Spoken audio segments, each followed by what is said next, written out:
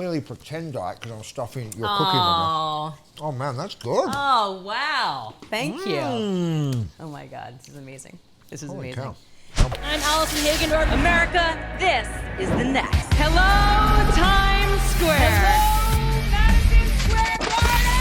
Welcome to X Games Aspen. I'm Allison Hagendorf. I'm the live announcer of the VMAs. Welcome to Rock This with Allison Hagendorf. Yeah, this is Allison Hagendorf. Hello, my fellow music lovers, and welcome to the Allison Hagendorf Show.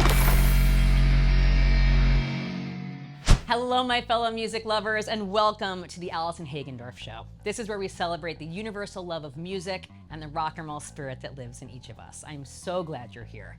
We are coming to you from DWP Studios, and I want to give a shout out to our presenting sponsor, Cloudwater, and our friends at Karma Sauce. These are quality products I love. They are all part of my life and help make this show possible along with you. Your support means the world to me. Thank you. I am so excited to sit down with rock star chef Curtis Stone today. Music and food are both my personal love languages. You know about my love of music, but in my kitchen I have two signs framed which are very telling. One says, eat well, travel often, and the other says, ways to my heart, buy me food, make me food, be food. Enough said. I use both music and food daily as a way to connect with loved ones and with people I've actually never even met. The same way a certain song or experience at a show can capture a moment of your life is the same way a memory of a certain meal that your grandma made or the best bite you had at your favorite restaurant can transport you to a specific point in time. For example, I know exactly where I was the first time I heard Nirvana's Smells Like Teen Spirit, and whenever I hear that song, it's like I'm in a time machine back to when I was 12. And when I think about one of my favorite bites I've ever had, it was this warm bun filled with caviar at the Michelin-starred Disfrutar, one of the best restaurants in the world, and I'm instantly transported to Spain in my brain. My perfect night out is an incredible dinner at an amazing restaurant followed by an epic show. In fact, I often use shows and music venues as a way to discover new spots to eat, and that pre-show dinner is such a special part of the night. I even like looking around the restaurant and seeing who else might be going to the show as well, and I see that I'm like, you're my people. I got you. I'm not technically a musician and I'm definitely not a chef, but I share and celebrate music. I love going to restaurants, and you might not know this about me, but I'm a prolific baker. It is another way I love to be creative and share my love. And my son Cole, he's my pastry sous chef. Well, kind of, because he really just like eats all the chocolate chips and like licks the batter. But we put on Fleetwood Mac, we bake, and I know that we are creating special memories together. He brought home this arts and crafts project from preschool, and the assignment was, when I grow up, ... And he wrote, I want to be like my mommy and bake for my family. Done. There's just nothing better.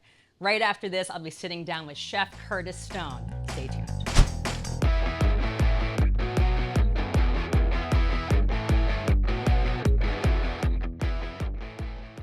One thing about me is that I work hard and play hard, and this functionally fun box from Cloudwater helps me do that. These are my people. Listen to what it says inside. The world would be a better place if fun people lived forever. Yes, I subscribe to this. I feel seen. Inside, we have organic caffeine, we have daily defense, immunity, and CBD, which I imbibe every single afternoon. I think you'll enjoy this. Go to cloudwaterbrands.com, use my code Allison30 for 30% off, and let me know what you think. Cheers. My guest today is Australian-born, LA-based, Michelin-starred chef, restaurateur, New York Times bestselling author, television personality, and culinary entrepreneur, Curtis Stone. Welcome to the show. It's good to see you. I am so happy you're here. You're like Superman to me. I mean, all of those things I just named are just really just a fraction of all that you do. It's just, how do you keep sane with all of this and all of your many hats? I just have a problem saying no. So when someone says, do you want to do this? I'm like, yeah, it sounds awesome. And I end up with 25 jobs. And you know what? I genuinely love what I do. Yeah. I get up in the morning, I'm excited to go to work, and it's super varied. I get to do lots of different stuff. So I'm a happy man. Including getting grilled with Curtis Stone. Yeah. What an awesome show. And how do I get invited to be a guest so I can hang out on your beautiful property? Oh, you're already invited. Thank you. You know what's so fun? Like, as a cook, you never think that you're going to get to meet all of these incredible people. In fact, I cook for a lot of them. They're my guests in the restaurant. And I just sort of thought to myself, I wonder whether I could sit down with some of these really interesting people from the music world and actors and athletes, you know, you name it, just interesting people, and talk to them and then get them in the kitchen and try and find out what they like to cook, and I can give them a little masterclass. There's a little secret to the show where I also ask the producer to ask the guest, what's the one thing you hate that you'd never eat? And then I try and cook it and make them like it. I love this, to convert them, to yes. try and convert them, which works sometimes and goes horribly wrong others. When has it worked? Give me a situation where that worked. So I had Sebastian Maniscalco in, and he said the one thing he would never eat is chicken livers. And he's like, my mum tortured me with it. I'm never going to try it. Yeah. So I made a chicken liver mousse for him. And watching his face as I made it, literally pouring the livers into a blender, and I'd marinated them in brandy and cognac, so it was sort of like slurpy, and he was like, oh my God. He's like, are you getting audio on this? And then it turns on. It's like a visceral reaction. Yeah. But then he tasted it and he was like, oh my God, it's incredible. So yeah, it can work out. That's amazing. Actually, I will tell you a personal anecdote. Yeah. I went to Maude when it first opened. Right. And I said I don't like duck. And one of the courses was, I don't know if it was a duck burger or some sort of duck dish. Was it a ravioli? No, it wasn't a ravioli. All I remember is that it was delightful. And I was like, oh, I guess I do like duck, but only if it's from Curtis Stone. Because it was like, so I get that. Now, what was the situation where someone was like, I don't like it, and they still didn't like it despite your efforts? So I had Lindsey Vaughan, and she was like, I hate olives. And I was like, I reckon I can make you like them. And she was like, no, you can't. And I was like, no, I really think that if you just trust me. She's like, I hate them. And I'm like, I know, but sometimes it's textural, sometimes it's flavor. She's like, you're not going to convert me. And I was like, I will. So she went on the journey with me, and I made her a burger. Okay. Plant-based burger. And I made an olive aioli. So it was just very subtle in the sauce, took away all of because olives can be a little jarring because they're so strong. Yes. And they also have a weird texture to me, a bit chalky. And I love them. And I thought maybe it's that she doesn't like. So I literally made the burger. She took one bite and she's like, I can taste it. I can taste it. And she spat it out. So that was a loser. But you know what? She was game and I was grateful. But also with this gorgeous property, you became like a winemaker overnight because it's on these gorgeous vineyards. It is a really beautiful property. It was an interesting time. It was the pandemic that we started looking for something like that. And we were shooting a lot, and I just sort of needed somewhere to have a studio. Yeah. And then I thought, well, what if we had something that was a bit outdoor? And Lindsey's mum, I was talking to her about where she was going to live. And we thought maybe we could build a little cottage for her. So we played around with that idea. We ended up with this property, and it had a vineyard already on it. The day we bought it, the owner gave us the keys, and then she said, oh, by the way, here's the keys to the tractor. And I kind of looked at these keys thinking, I've never driven a tractor in my life. Oh my and then God. she said, oh, and you have to net the vineyard within the next few days because you'll be harvesting in about a week. And I looked at Lindsey and I was like, holy shit, what have we done? What did we do? With 66 acres or something. Yeah. And it's been everything you can imagine. Super difficult because you just don't know when a tree falls on the neighbour's fence and you get a call from the neighbour, tree's down on the fence, you're like, well, what do I do about that? Do I go buy a chainsaw? Do I call someone? How do I handle it?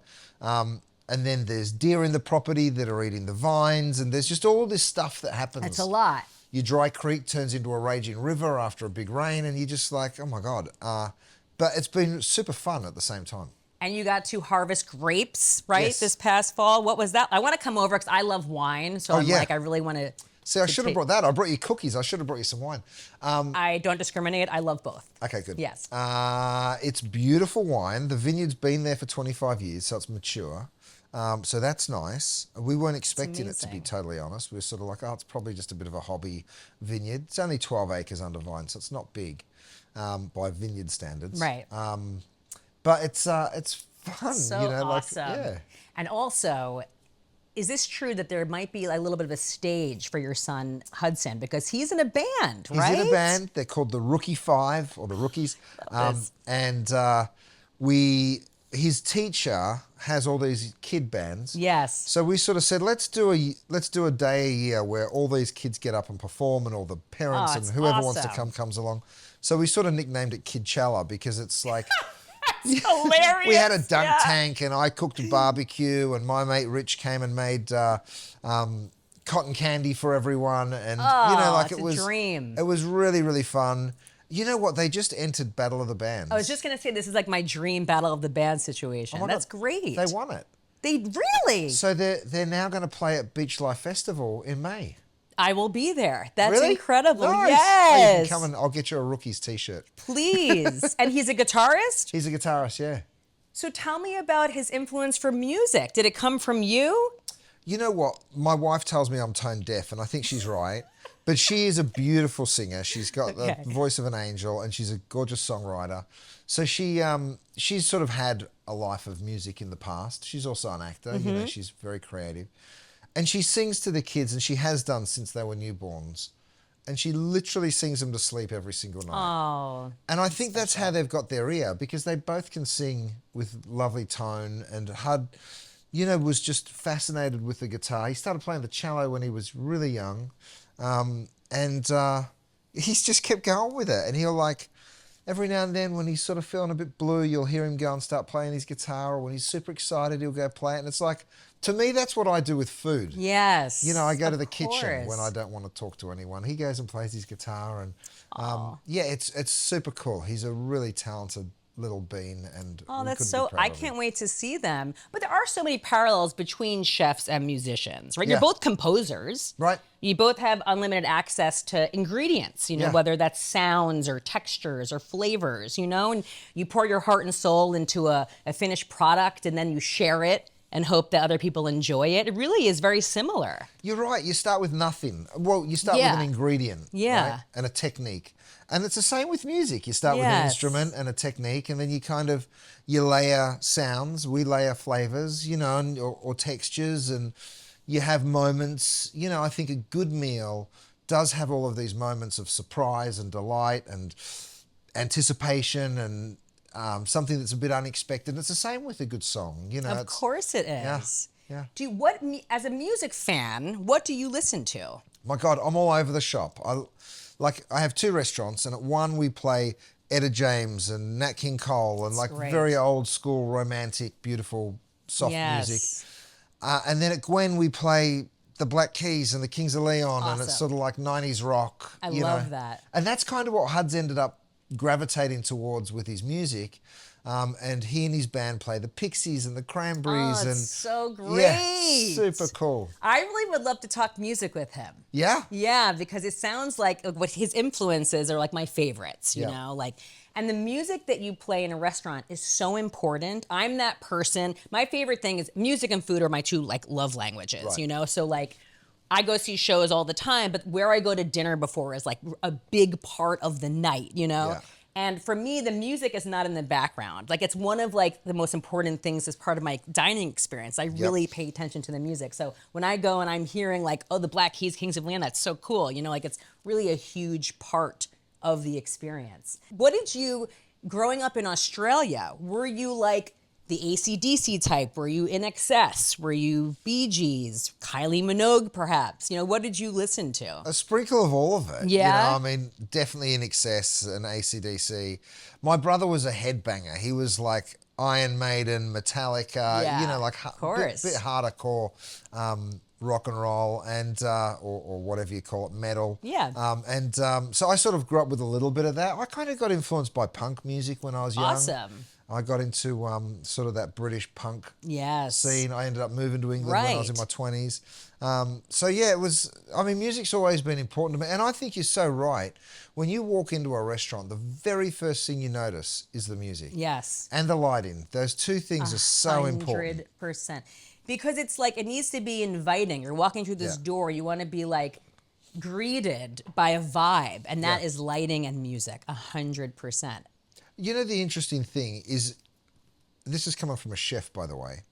You will go back to a restaurant, even if the food's not great, if the vibe's right. 100%, yes. But you'll never go back to a restaurant that's got amazing food where the vibe sucks, because That's actually a good point. You sit there and you're kind of it's good, but it just doesn't feel right.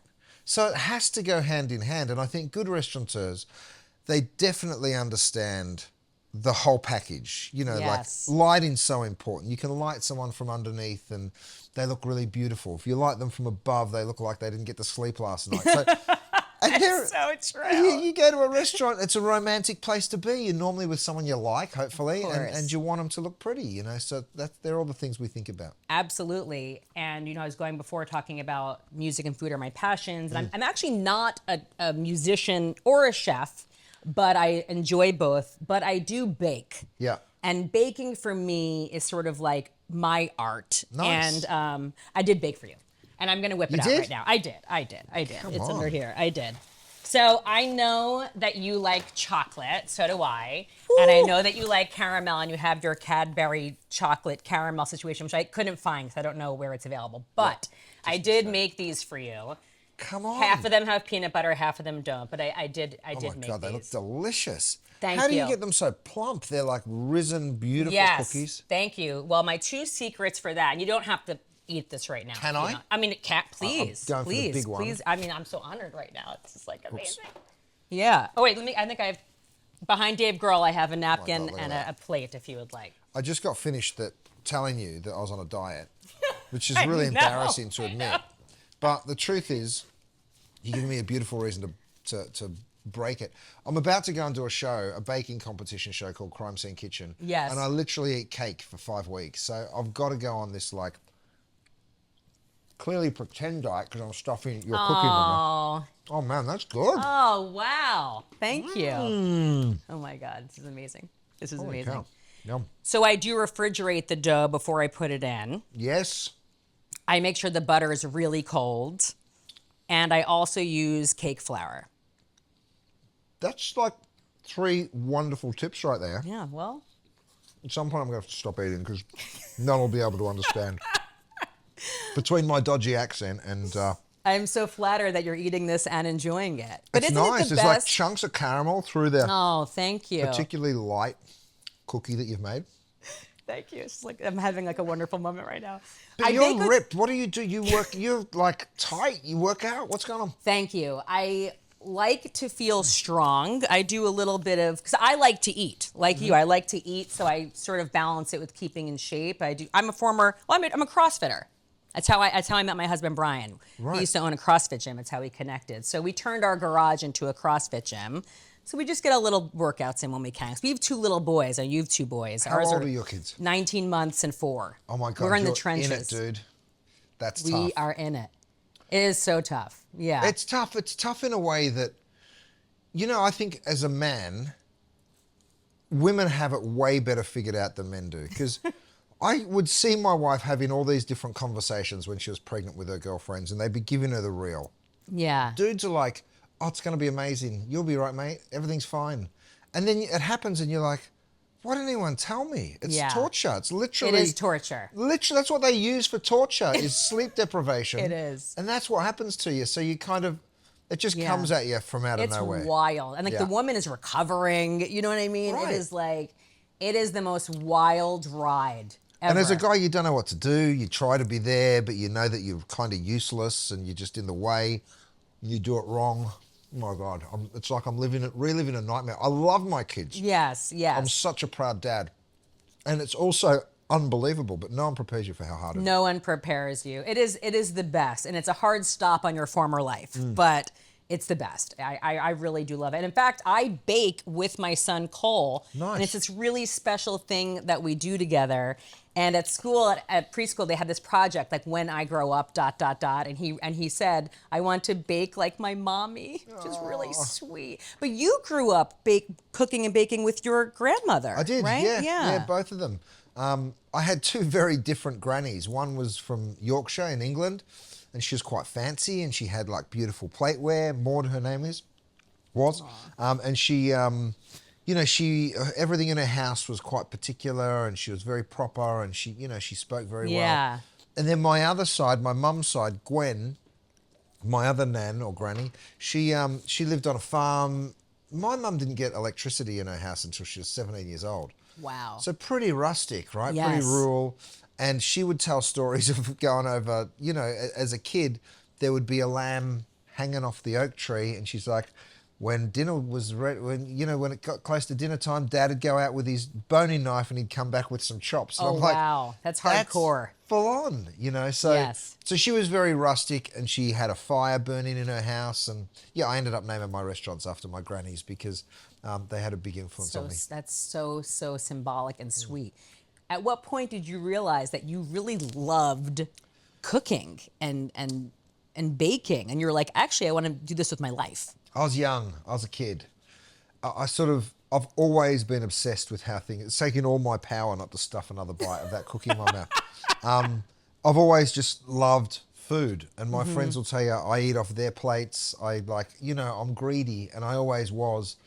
And I think when you are that sort of in touch with something or obsessed with something, then you sort of have that desire to understand, well, how did it get to that place? How did you make it? You know? So, and then when you get into that driving seat of being able to create something, that to me is sort of super cool. So That's awesome. And so you started in Melbourne. Yep. Right? And then you went to the UK. Right. And that was your first big gig? Or tell me about like the process from going to Melbourne to the UK. Well, in Australia, we did apprenticeships. They would last for 4 years, and you have to work. So you leave school at 18, you leave high school, and then you start work. But you have to go to school 1 day a week. Okay. Right? And it's a good way to do an apprenticeship because you're learning the theory, and then you're in a workplace and getting your ass kicked by a bunch of angry chefs. So you're sort of like, oh, right, that's what I learned how to make this kind of sauce, and now I'm seeing it in real life. So that lasts 4 years. Okay. But you still come out with this much knowledge, like a little bit, and you're still very junior in a kitchen. So I went to London because I'd read this book written by a guy named Marco Pierre White, who was, Wasn't he the first like celebrity chef? I feel like he's been considered that. Yeah. Yeah. And he was like a little counterculture. He was kind of like, we do it the right way. We bust our asses. We work super hard. And in this book that he'd written, there was, Gordon Ramsay was one of his cooks. He literally, someone complained that it was too hot. Marco went and cut the back out of his chef's jacket. Marco was that guy that was just like, suck it up and do it. And you work punk rock. 17 I hours. love that. Totally. Total punk rock. And in his book, he's smoking cigarettes, and you kind of see that book and you're like, oh, this guy's just totally different than anything I'd seen before. So I naively packed a bag, got on a plane, and went to work for Marco. Nothing was set up. I hadn't reached out to him. I hadn't written a letter. It was before the internet. You're like, I'm just going to go there. Yeah. Right. I'm going to show up. Before you could send an email. So I just literally walked in the back door of the restaurant, and it worked. Like, bizarrely, I got a job the day I sort of got there, and that was it. I was just thrown into this environment of not really, I was nowhere near as good as the other cooks that I was working with. I met incredible friends, and it was tough. It was a tough gig working that hard and doing those kind of hours, but I absolutely loved it. Was there any point when you started to really dive in that you were like, this isn't for me, or this is too challenging, or you were like, no, like this is confirming? Yeah. You're like, there's all these moments that you can throw the towel in, right, and just quit. And I remember quite a few of them. Yeah. I was broke. I had no money at all. Like, I was literally staying. A mate of mine from Australia had gone, and he was running a pub over there in Chelsea, which is sort of a fancier area. But he said you can sleep on the sofa, so I did, and that's where I was living. Just on the sofa, and I just had a backpack, so I didn't have much stuff anyway. And I kicked off like that. So you sort of work in literally paycheck to paycheck. I didn't even get paid for a minute when I first started, but eventually you got a couple of dollars in your bank, but you'd run out every month. So at each time that you'd run out of money, and then you'd be like, right, I can still eat at work. I've got a couch to surf. I'm all right. yeah. But at one point, I think the guy whose pub I was staying in, he might have gotten fired or everyone had to leave because there was a couple of us like sleeping in his lounge room. Oh, man. So he was like, you've all got to go. And I was like, I've got nowhere to go. You're the only person I know in this country. So there's moments like that you sort of think, oh, should this be it? At one point I burnt my foot actually one of my best mates, Richie, and I were straining a stock, and a little bit of the stock. You're here, Richie, and Richie popped in to see me. Anyway, Yeah. it was Richie's fault because Richie was lifting the stock pot a little higher than I was. Maybe he was stronger. The truth comes out. The stock burnt my foot, and it was a pretty bad burn. And I hobbled through the rest of the day, and then it blisters up, and then the my blisters pop God, over the yeah. weekend. And I was like, I don't know that I can go back on Monday. But it wasn't the kind of workplace that you could go in and just be there at 50%. It was all or nothing. So at that moment, you're like, maybe it's too hard, like maybe I can't, because of the foot. And then you say, you know what I think kept me there? I had no other choice. Yeah. Because if I didn't go back to work, I wouldn't have got that next paycheck that was coming in a week or two. it's And if true. I hadn't have got that, what was I going to do? There's no backup plan. Yep. Yeah. Yep. Talk to me about the transition into television, because this was like a whole other new chapter, but you were such a natural. So I want to hear how this all came about. Well, I wasn't to start. The first thing I ever got asked to do was a show called, let me go back even further. Somebody wrote a book called London on a Plate, and they asked me if I would be one of the chefs. And all these chefs that they'd had in that book were incredible. And I felt like I didn't belong. I was too young. But I was the head chef of a restaurant, one of Marco's at that time. And then they asked us to do a little publicity to promote the book. And one of those things was a morning TV show on the BBC. And I went in and I was terrible. I can remember getting there and getting super nervous and looking up and all these cameras and I know where to look. So I just put my head down, I just cooked and I just spoke to the food as I cooked. And I did my little segment. It was terrible. And I look back at it and it's quite funny actually. It's so hard to believe because you really are a natural. So what was the transition then? When did you kind of, Somebody come out of your saw shell? that bizarrely and thought that I'd be a good choice for the show. They asked me to do a show called Surfing the Menu, which was Right. going back to Australia, surfing, cooking my way around the country with another guy, Ben O'Donoghue, who was incredible. a great guy. It wasn't, they just sort of followed us around in like a documentary style show. So it wasn't like you had to be good on TV, you just were yourself and you were talking to food producers and cooking, and I was a terrible surfer, but I blagged my way through that. And How's your surfing now? Has it improved at all? not much. I started to get half decent and then I had kids, which now surfing for me is standing Yeah. neck deep and pushing someone else onto a wave. Right, So, right. yeah. Oh my goodness. Because you really could have just a television career. You really are so fantastic on on camera. You really, really are. Thank you. Well, How 'cause did you decide that this was your thing? I grew up seeing, Dick Clark, and I was Yeah. like, I love this. He hosts stuff. He introduces music to people, and then MTV. I wanted to be a VJ on MTV and Right. introduce people to music. I just always loved hosting, even game show hosts. I thought like Bob Barker and Pat Sajak. I'm like, I wanted Alex Trebek. Those were like my idols growing up. I Yeah. just loved. I love production. I love TV. I love learning people's stories and helping to share their stories with an audience. I just You'd love be it. the best dinner party host. Do you host dinner I parties? do. You do. Yeah. of I course you love do. to entertain. And you bake. Oh, thank you. How do I get an invite to one of those? Because You this are cookie- invited. You are invited. I do. I love hosting, and I play DJ. I put great music on. So it's like you'll come over as well. Yeah. Oh, yum. Oh, I love these. It's the best. So now we are both in LA because I'm from New York, so I'm a transplant as well, and I love LA, and LA is home now. Yeah. What was the impetus to move to LA? I got asked to do a TV show. I was working in London. I'd done a couple of TV things, but nothing that had. I mean, Surfing the Menu was an awesome show, but it was on the ABC, which was a bit like PBS, the national yep. broadcaster. So there was not really any money in it. It was sort of more just a fun thing to do. And then I got asked to host a reality show back in Australia. I did it. I was terrible at it because I had to read off a prompter and I had to remember scripts and I sucked.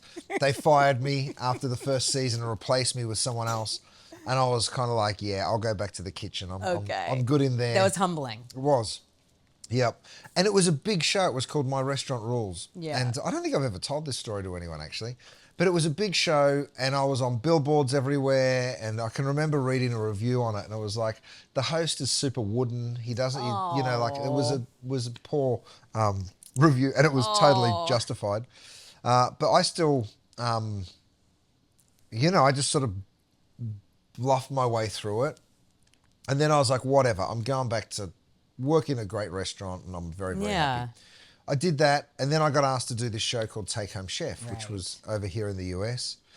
And I thought it was such a stupid idea that, there's no way anyone would ever commission that show. It was literally me going into a grocery store, asked they wanted me to approach an attractive young female, offer to cook them dinner at their house, and then surprise their husband when they got home. And you get pitched these, and I'm like, as if someone's going to buy that. Right. But you want to fly me to LA to shoot the pilot? No problem. Great. I'll take the free holiday. Yes. So I did, and I came over here, and I ended up having my 30th birthday at that same trip in Las Vegas with a bunch of mates. Oh my God. We shot this silly pilot, and then I got home, and they rang and said they've picked up 60. And I was like, what? I can't do 60. And they're like, well, you signed the contract. I didn't have an American agent or anything. So, This was happening. Yeah. Yeah. This was happening. Yeah. And did your life change after that? It did, yeah, in a totally unexpected way, because, I'd always sort of thought America was a cool joint, but I didn't really have any aspirations to come live here. I just hadn't really thought of it, I guess. I was very happy in the UK. I was working in great restaurants. I was close to Europe. I was exploring and, had built up a lot of friends. I had a girlfriend. I had an apartment, Oh, man, yeah. So I moved over here thinking this show... I don't know really what I thought, but I just sort of came over thinking it's maybe 6 months at most. And that turned into another 60. I ended up doing 140 episodes of that show. Oh my God, that is incredible. Yeah. Then you became really good on TV. Well, I guess it's like anything, right? The more Right. you do, the more comfortable you become. And I always say it's a bit like playing golf. The first time you pick up a golf club, you suck. But if you hit the ball enough, you'll get good at it, And I guess I had that opportunity with Tally.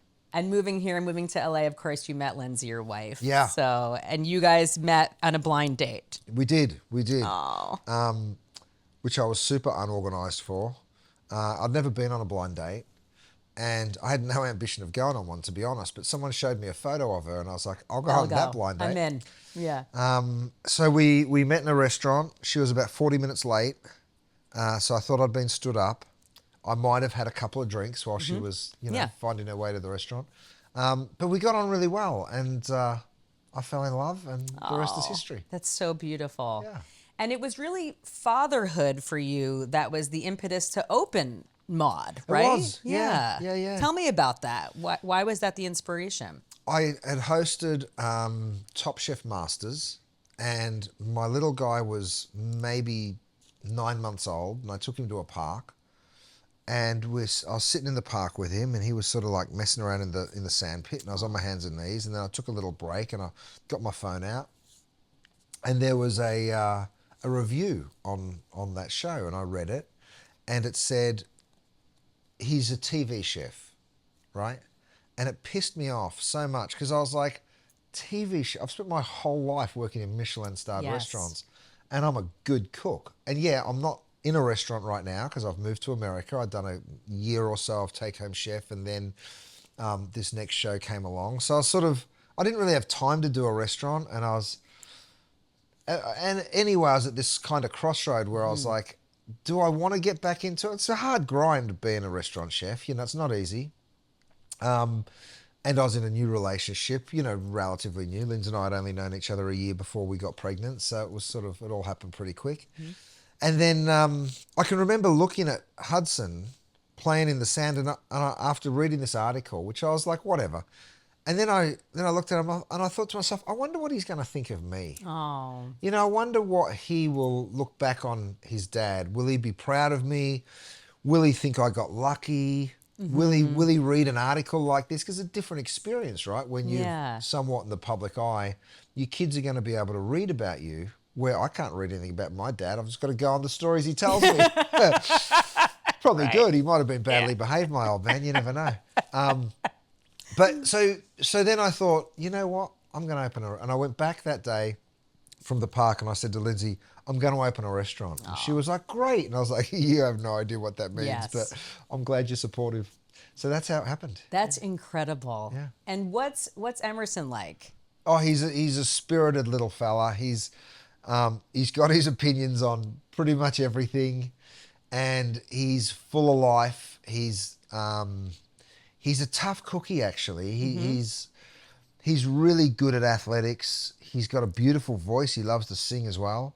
He plays the drums. See, I love how musical they both are. So would they be in the band together or no? I don't think so. Okay. Not at this point. Right. Who knows what'll happen further down the track, but at this point, they both want their sort of individuality. Separate bands. I yeah. get it. That is so awesome. They wouldn't even play the same instrument, because at one point I was like, why don't you try the guitar? And he's like, that's what Hudson plays. Yeah. If I'm going to do that. I need my own thing.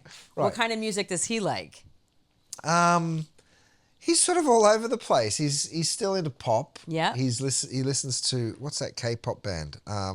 BTS? BTS. Yeah. He listens to BTS and he listens to the Jonas Brothers. That's great. But then he'll play AC/DC. Back in Black. Back in Black. Yeah. On the drums. Yeah, so he's That's sort of... awesome. Yeah, he's exploring. He's only 9. That's amazing. How has fatherhood changed you? Oh, massively. I think I was probably pretty carefree, and pretty easygoing. I think it's made me a lot more disciplined. You've got a lot more responsibilities, and you're responsible not only for creating something for them, but you've also got to create that example, and you want them to look up to someone that's good. Do you know what I mean? Someone of course. that says the right things, but can still have a laugh and can still, be a little bit silly. Yeah. And I took him to play. I woke him up the other day. We went to play golf. We went down to Orange County, and I woke him up, and it was raining. And I was like, "Boys, it's raining." And they're like, "Oh, I think he went up." And I'm like, "Get up, you wimps!" Rain or shine. I'm like, "Rain or shine. It's an all-weather sport." They got out of there. They were so happy with me. So we went out and we jumped in mud. And That's the best. yeah, it was super fun. That's the best. I'm a silly dad, but it's my favorite job. I love it. Oh, what do you hope they learn from you? Oh, goodness. I think at the end of the day, being happy is a choice, right? There's a lot of stuff that can get you down and make you miserable. There's a lot of stuff you can stress about. And there's a lot of stuff that you can be like, oh, well, that happened. I crashed my car. And you can just keep a positive attitude. So I hope it's positivity. That's awesome. I work really hard, and I like them to see that, Yeah. We work what we work for what we get. But being a good person, being nice to other people. Yeah, I think that's important.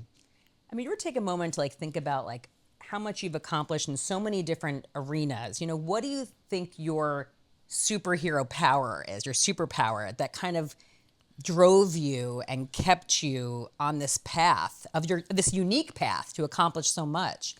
God, I think I've got a bit of grit, and I probably learnt that from my mum. She was tough lady and hard worker, and she was a single mum, and she just got on with it, and she didn't complain about anything. She just did it. And I think I've probably got a little bit of that in me. That's awesome. So whether it's working hard at your career or being a good dad, or it's not easy. It's not, you're constantly challenged. And sometimes you're like, I just want to sit my ass on the couch and watch TV. Of course. But you kind of got to just get up and do it. And I feel like you never do that. Do you ever sit down on the couch and watch TV? not much. Not much, No. right? Okay, let's do deep cuts. Okay. Name a song, album, or artist that changed your life. Ooh, I think you mentioned In Excess earlier, and Yeah. that was a big one for me. It was right around that time that they Yes. became really famous, and I was a young Aussie boy, and he was flying that Aussie flag for all of us, and yeah. Michael Hutchence, what a rock star. Rock star. R.I.P. If you were not a chef, what would you be? God. I think I'd probably be a gardener. Really? I love being out in the garden, growing veggies. Actually, I applied for an apprenticeship as a gardener when I was... It's funny, right? Your life takes these giant swings and turns. But when I was 17, I didn't fancy going to university. And I was like, I don't know, chef. This is well before being a chef was cool. Right. And it was... You worked weekends. You couldn't really play a sport because... Right. So there was a lot of blocks as much as I wanted to do it. So I applied to be a gardening apprentice. And I would have looked after... It was with the city of Brighton, which was a beautiful place in Melbourne. And there was gorgeous gardens and golf courses and whatever. So I would have been a gardener. I love that. Isn't that funny? That If is I had pretty got that awesome. apprenticeship, I would have taken it. Thank Christ, I didn't get Thank it. God. I'm glad. See, it all works out. What about you? I know I'm not supposed to be interviewing you, but no, I love you're that. fascinating to me. I would have been a doctor. I actually Really? studied to be a doctor and graduated pre-med. Come on. I did. I just had this calling that I thought that like I was going to be a doctor and then music would just be my hobby, but I kept wanting to be with music and television. That's so rad. Yeah. And now when your kids get sick, you're like, I got it covered. Well, you know what it is? I consider myself the rock doc because I prescribe music for people, because music is nice. medicine, That's know? nice. Yeah, of course it is. Yeah. I'm really good at Jeopardy and there's like a biology section. I like crush that. That's like a party Nice. trick I have. What is something your fans would be surprised to learn about you? That I'm tone deaf. Okay. I'm not musical. I'm married to someone that is, and my kids seemingly are, but yeah, I sing and everyone leaves the room. Oh, what song are you singing? Like, what's your go-to? Like, if you had to do a karaoke song, what would be like your go-to song? It's my biggest fear of going to karaoke. I'm so embarrassed of my voice that if someone said we're going to karaoke, I'd fake an illness. I would. I would. I'm terrible. Oh, Look, I'm going Curtis. red. I'm just thinking about it. Really? So you're actually not good at something. I'm sort of excited about this. What is the greatest risk you've ever taken? The crazy thing is I love music. So you'd think with the love of music Yeah. you'd get a little bit, but yeah, There's no. not a single song you can sing. You can't carry a tune to any song. No. Really? I'd do Baba Black Sheep and people would get up and walk out. It's really terrible. Sorry, I've totally spaced. all. I love that. You have to repeat that question for me. What's the greatest risk you've ever taken? Oh, God. I guess packing up and going to the other side of the world. I've done it a couple of times. And, Yes. And both times it's turned out brilliantly. Like you should always do it. You can always go home. And my career turned into something fantastic, and coming to America turned into something brilliant. So, yeah, for sure. You're an inspiration. You really are. If you could meet any celebrity, dead or alive, who would it be? Oh, I'm a big Beatles fan, and I got to meet Paul McCartney only briefly. He came into our restaurant at Quo Vadis in London, and he was vegan. He still is. And I can remember being so excited that Paul McCartney was there, and they're like, he's vegan. This is back before dietaries were really a thing, and Right. no one had an allergy to anything. And once in a blue moon, you'd get a vegetarian person come into the restaurant. Like, it really wasn't, I sound like I'm 100 years old, but I've been cooking for a long time. But I didn't even really know what vegan meant. Right. And I can remember thinking, what, so no honey and no this and no that? And I ran into the dry store and I just pulled something together and I cooked for him, like literally on the fly. Wow. And then he asked to see me. So I went up and I was like, it's such an honor. I was so nervous and nerdy. And he was like, dude, that was really delicious. Oh, And I was wow. like, thank you so much. And he's like, are you an Aussie? And I was like, I am. And he's like, I played a gig there. And I'm like, oh my God, are you kidding me? I'm having a conversation with Paul McCartney. Was that such an out-of-body experience? Yeah, it was. It was. Was that the most nervous you may have ever been to prepare a meal? And that's nerve-wracking. Probably, yeah. And then he started coming a lot. Oh, wow. And I was kind of like, oh my God, I got the vegan thing again. So it turned into something that I think in the end we put a couple of vegan dishes on the menu Just for Paul. just for him. Yeah. That's amazing. That is. Have you kept in touch with him? Have you seen him No, recently? no. He wouldn't remember it at all. It was like Oh. a fleeting little second for him, but big deal to me. Oh, that's epic. You cooked for Paul McCartney several times. Yep. Amazing. How do you define success? Happiness. To me, if you're happy, you're successful. It doesn't matter how much money you've got. It really doesn't matter. As long as you're like genuinely in a good place, Yes. that's all you need. And if I look back on my life and think, well, when was the best years? When was I the happiest? It wasn't when I had the most. Sometimes the more you have, the more you're responsible to it, right? Yeah. I've got 230 staff right now. So you're responsible for all of them. Yeah. And you're responsible for making sure it all goes well for them as well as for you and your family. Yeah. And it weighs you down a little bit. It's a lot of pressure. It does, yeah. That And really I is. remember sleeping on a couch and thinking I was a king, and I was in that moment, you know? Wow. Curtis, you're my hero. You really, I'm dead serious. You are such an inspiration. You have accomplished so much. You continue to accomplish so much. You're wonderful. You're a family man. I mean, you are goals. I want to be you when I grow up, even though we're like the same age. But Curtis, thank you so much. So nice to meet you. You too. We'll be right back.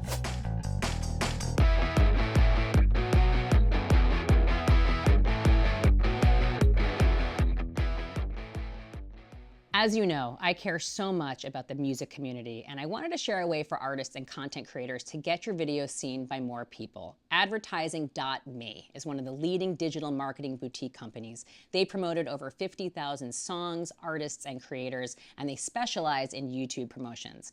With algorithms always changing, they are in direct contact with YouTube teams to get ahead of the ever-evolving landscape. They use targeted advertising, curated playlists, and other YouTube strategies to connect your music and content with the right audience based on a deep understanding of your fans. No bots, only real views, fans, engagement, and subscribers. For all artists, any budget, you can unlock YouTube starting at just $100. Go to advertising.me and use my code Allison20 for 20% off your first campaign. I am like giddy and overwhelmed from my conversation with Curtis. What a delight. You know, when someone is the best of their craft and so many crafts and is such a wonderful person, to me, that is just the most fulfilling to be able to sit with them, hear their stories, and share them. Thank you so much for being part of the Allison Hagendorf Show presented by Cloudwater. I want to give a huge thank you to our other partners as well, Danny Wimmer Presents and Karma Sauce. Thank you to our friends at Arctic Zone, and most importantly, thank you. I would love to hear from you. So please like, comment, rate, review, whatever you're feeling, and reach out to me on socials at Allie Hagendorf. I'd love to connect with you. Let me know who I should interview next and what made you smile today. Thanks again. I'll see you next time. And remember, you're a rock star.